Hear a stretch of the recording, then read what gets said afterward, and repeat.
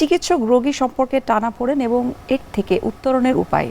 আর এই ক্ষেত্রে যৌথভাবে আমরা যদি কাজ করি তাহলে এই যে চিকিৎসা রোগীর যে সম্পর্ক, যে টানাপোড়েনটা, সেটা আমরা অনেকটাই কমাতে পারবো, বা দূরত্ব যেটা রয়েছে সেটাকে আমরা কমাতে পারবো। আর এই বিষয়টির ক্ষেত্রে আসলে কোন পর্যায়ে আমরা প্রশিক্ষণটা দিব? প্রথমত হলো গিয়ে যখন চিকিৎসক বিএমডিসির সার্টিফিকেট নিবেন, রেজিস্ট্রেশন নিবেন, তার ইন্টার্নশিপ সব কিছু এখানে তো প্রশিক্ষণ হচ্ছেই, কিন্তু রেগুলেটরি বডি যেহেতু বিএমডিসির রেজিস্ট্রেশন ছাড়া তো কেউ আমরা প্র্যাকটিস করতে পারি না।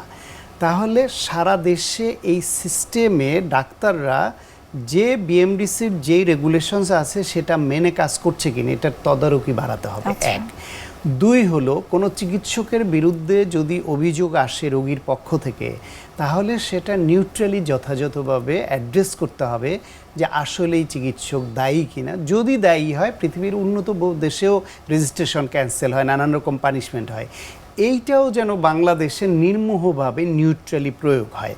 আর পাশাপাশি আরেকটা জিনিস, সেটা হলো ধরেন একজন ডাক্তার একটা চিকিৎসা দিল, রোগীর কোনো রকম একটা ক্ষতি হলো, সেই ক্ষতিটা কি ডাক্তারের অবহেলার কারণে হয়েছে, ভুল চিকিৎসার কারণে হয়েছে,